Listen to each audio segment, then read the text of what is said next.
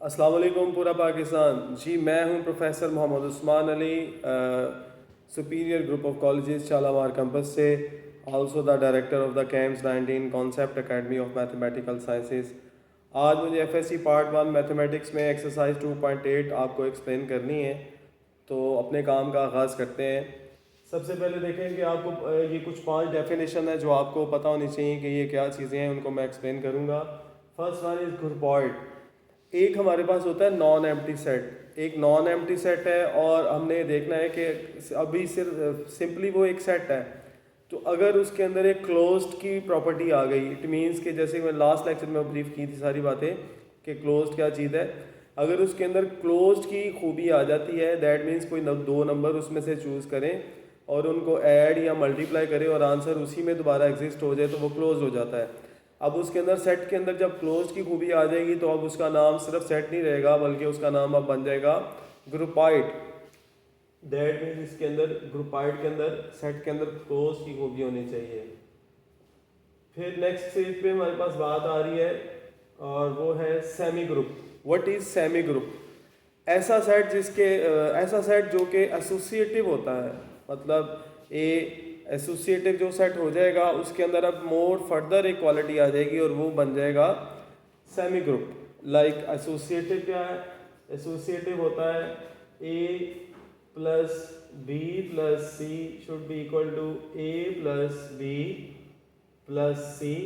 ये with respect to addition आ गया, और अगर विद रिस्पेक्ट टू मल्टीप्लिकेशन करेंगे तो आएगा A into B C is equal to A B into C. तो ये आ गया एसोसिएटिव। तो जो सेट एसोसिएटिव हो जाता है तो अब उसके अंदर फर्दर एक क्वालिटी ऐड हो गई, तो इट मीन क्या वो सेमी ग्रुप बन जाएगा। और ऐसा सेट जिसके अंदर आइडेंटिटी भी एग्जिस्ट करे, यानी कि तीसरी एक और खूबी आ जाए, तो वो ग्रुपॉइड बन जाएगा। मोनाइड बन जाएगा जिसके अंदर खूबी आ जाएगी आइडेंटिटी की। आइडेंटिटी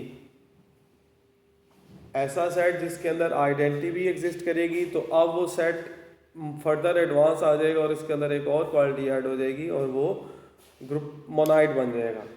अब एक और, अगर उसके अंदर इन्वर्स भी एग्जिस्ट हो गया, एक सेट के अंदर उसका इन्वर्स भी एग्जिस्ट हो गया। लास्ट टाइम हमने इन्वर्स की प्रॉपर्टी पढ़ी थी कि अगर किसी नंबर का इन्वर्स, उसको कहते हैं कि अगर दो नंबर चूज़ करके उनको अगर मल्टीप्लाई कर रहे हैं तो आंसर 1 आना चाहिए, और अगर ऐड कर रहे हैं तो आंसर 0 आना चाहिए। यानी कि विद रिस्पेक्ट टू मल्टीप्लिकेशन जो एडिटिव इन्वर्स होता है वो दोनों को ऐड करने से 0 आना चाहिए, और मल्टीप्लिकेटिव इन्वर्स जिनको मल्टीप्लाई करके आंसर 1 आना चाहिए। ऐसा सेट जिसके अंदर इन्वर्स की पॉसिबिलिटी हो, जिसमें इन्वर्स एग्जिस्ट करता हो, तो अब उसका नाम ग्रुप होगा, इसमें इन्वर्स भी एग्जिस्ट करता है। और लास्ट वन इज ऐसा सेट जिसके अंदर कम्यूटेटिव प्रॉपर्टी आ जाए, दैट मीन्स कि उनकी जगह बदल के उनका आंसर सेम आ जाए। 2 + 3 शुड बी इक्वल टू 3 + 2, या फिर 3 × 2 इज इक्वल टू 2 × 3, तो उसको कहा जाता है commutative. Like A plus B should be equal to B plus A, और अगर मल्टीप्लाई में देखते हैं तो A B should be equal to B A. तो जिसके अंदर ये वाली क्वालिटी आ जाए उसको कहा जाएगा एबेलियन ग्रुप। एबेलियन ग्रुप कहा जाएगा।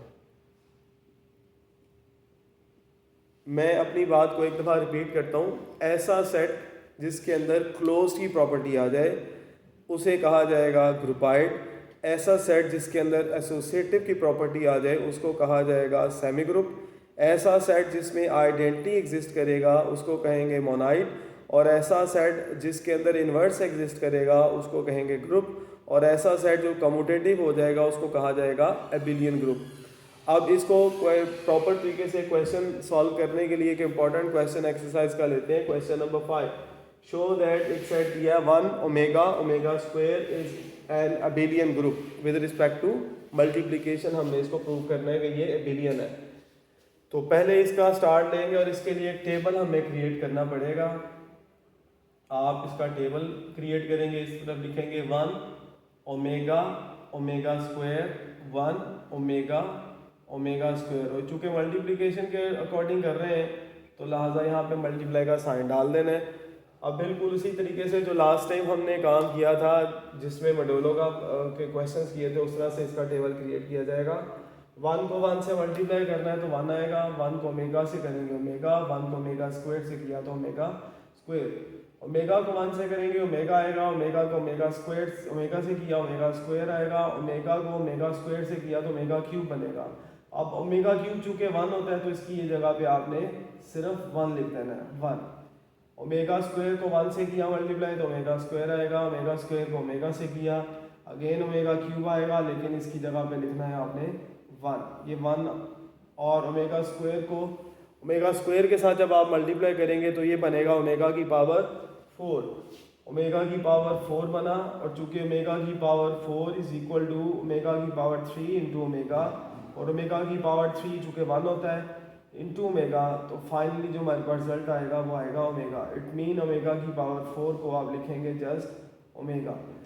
तो आप देख सकते हैं कि हमने इसका जो टेबल क्रिएट किया है वर्टिकल और हॉरिजॉन्टल नंबर्स लिख के इनको जब मल्टीप्लाई करेंगे तो आउटपुट्स क्या निकल रहे हैं, या तो 1 निकल रहा है, या ओमेगा निकल रहा है, या फिर ओमेगा स्क्वायर निकल रहा है, इसके अलावा कुछ भी नहीं निकल रहा। अगर जो वैल्यू आई थी ओमेगा क्यूब आया था या ओमेगा 4 आया था, उनको हमने कन्वर्ट करके 1 और ओमेगा में कन्वर्ट कर दिया हुआ। ये बन गया टेबल। अब हम ये सारी प्रॉपर्टीज़ इस सेट पे चेक करते हैं कि क्या ये सारी प्रॉपर्टीज़ इस सेट पे फॉल कर रही हैं या नहीं कर रही। फॉर एग्जांपल मैं पहली बात अगर इसको चेक करता हूँ क्लोज्ड की, तो चेक करना है कि क्या ये सेट क्लोज्ड है। क्लोज की खूबी है कि इसमें से 2 नंबर लेके उनको मल्टीप्लाई करें और आंसर इसी में एग्जिस्ट होना चाहिए।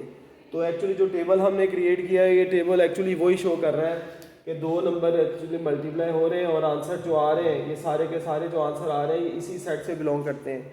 इनका कोई भी मल्टीप्लाई करने के बाद इनका कोई भी नंबर ऐसा नहीं है जो इस सेट से बाहर आए। 1 omega omega omega square 1 omega 1 omega square सारे रिजल्ट्स इसके इसी सेट के अंदर ही एग्जिस्ट कर रहे हैं। इट्स मीन कि गिवन सेट जो है वो क्लोज हो गया विद रिस्पेक्ट टू मल्टीप्लिकेशन। और जब क्लोज हो जाए तो हमने ऊपर बात लिखी है, जब क्लोज हो जाए तो उसको कहा जाता है ग्रुपाइड। तो यहाँ पे लिखेंगे so from the table given set is groupoid. इसके बाद दूसरी बात आगे जिसमें हमने इसको चेक करना है एसोसिएटिव।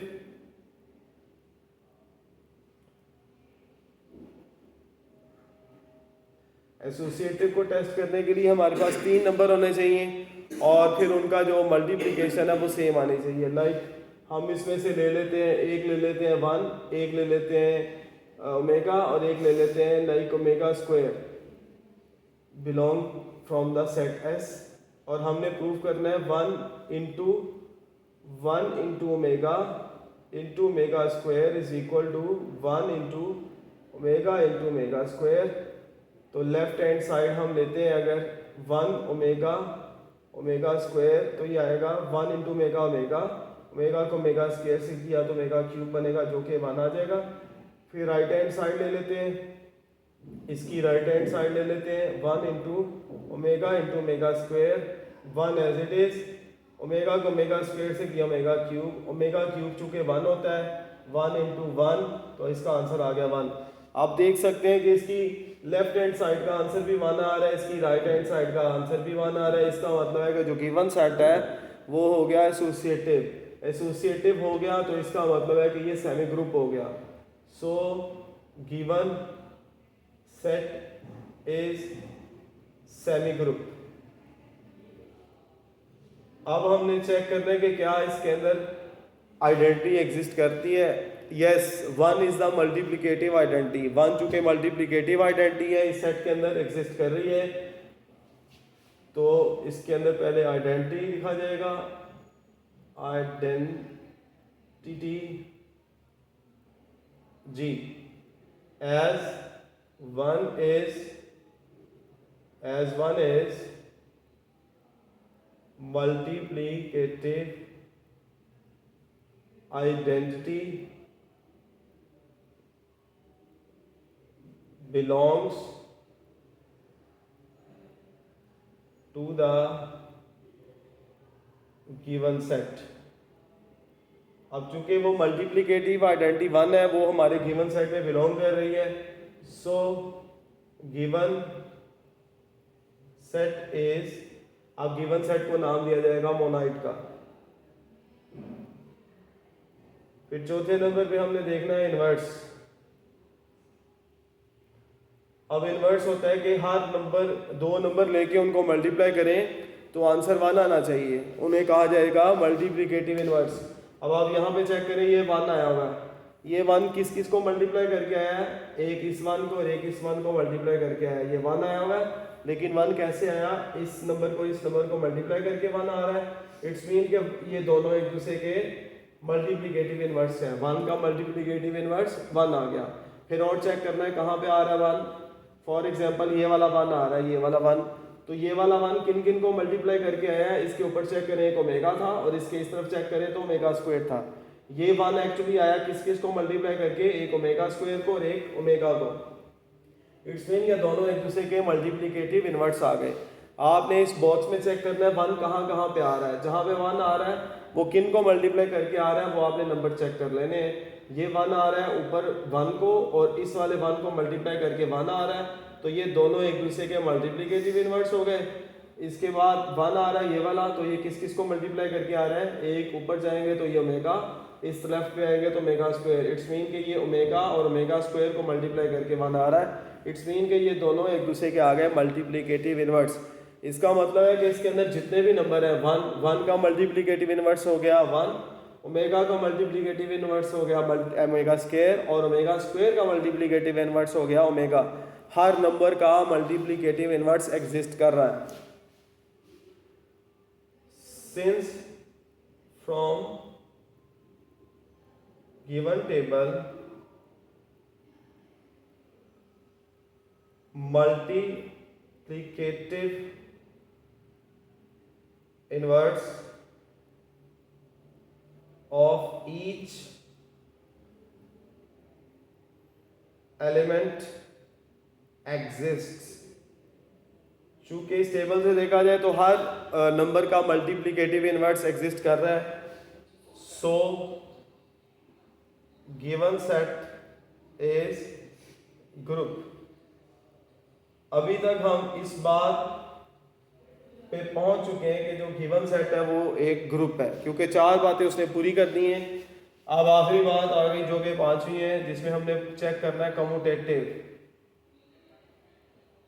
अब कम्यूटेटिव का जो रूल है वो ये है कि 2 नंबर लेके उनको मल्टीप्लाई करना है और फिर उनकी जगह बदल के मल्टीप्लाई करना है और आंसर सेम आना चाहिए। तो इसके लिए एक नंबर ले लेते हैं एक 1 और एक ओमेगा स्क्वायर ले लेते हैं, या एक ओमेगा और एक omega square belongs to S. तो ओमेगा और ओमेगा स्क्वायर को मल्टीप्लाई करेंगे तो ओमेगा क्यूब आ जाएगा, और जो कि 1 होता है, और ओमेगा स्क्वायर को और ओमेगा को मल्टीप्लाई करेंगे ओमेगा क्यूब आएगा, और ये भी 1 होता है। इट्स मीन के ओमेगा ओमेगा स्क्वायर को मल्टीप्लाई करेंगे 1 आएगा, ओमेगा स्क्वायर और ओमेगा को मल्टीप्लाई करेंगे तो 1 आएगा। दोनों सूत्रों में आंसर सेम आ रहा है, ओमेगा ओमेगा स्क्वायर का आंसर और ओमेगा स्क्वायर ओमेगा का आंसर। इट्स मीन के omega omega square is equal to omega square into omega, यानी कि इनकी जगह बदल के मल्टीप्लाई करें और आंसर सेम आ रहा है। इट्स मीन के ये कम्यूटेटिव हो गए। चूंकि ये कम्यूटेटिव हो गए, लिहाजा जो ऐसा सेट जिसके अंदर कम्यूटेटिव प्रॉपर्टी आ जाए तो उसको कहा जाता है Abelian group. So given set is abelian group।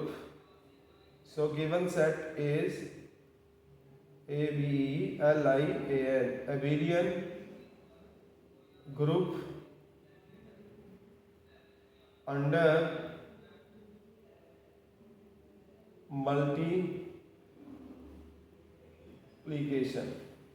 ले बच्चों, आज हमने इस क्वेश्चन के अंदर तकरीबन सारी बातें एक्सप्लेन की हैं कि आपने अगर शॉर्ट क्वेश्चन में आ जाए कि आपने किसी सेट को चेक करना है कि वो ग्रुपाइड है या नहीं, तो आप सिंपली उसको क्या करेंगे, उसको क्लोज चेक करेंगे, यानी कि उनके अंदर से नंबर लेके तो बताया जाएगा क्वेश्चन में कि आपने इसको with respect to addition check करना है या फिर आपने मल्टीप्लिकेशन के अकॉर्डिंग इसको चेक करना है। तो आपने सिर्फ उसको क्लोज चेक करना है विद रिस्पेक्ट टू एडिशन। अगर कहा जाए तो एडिशन के अकॉर्डिंग, मल्टीप्लिकेशन कहा जाए तो मल्टीप्लिकेशन के अकॉर्डिंग। अगर तो वो क्लोज हो गया तो इट्स मीन का जो हमारा गिवन सेट है ना वो हो गया ग्रुपाइड, तो आपका वो क्वेश्चन शॉर्ट क्वेश्चन मुकम्मल हो जाएगा। इसी तरीके से अगर शॉर्ट क्वेश्चन में आ जाता है कि आपको चेक करना है कि सेमी ग्रुप है, तो सेमी ग्रुप में आपने पहले ग्रुपाइड चेक करना है, क्लोज चेक करना है, क्लोज चेक करने के बाद आपने उसको चेक करना है कि एसोसिएटिव है या नहीं है। तो यहाँ तक आप सिर्फ करेंगे और वो शॉर्ट क्वेश्चन मुकम्मल हो जाएगा।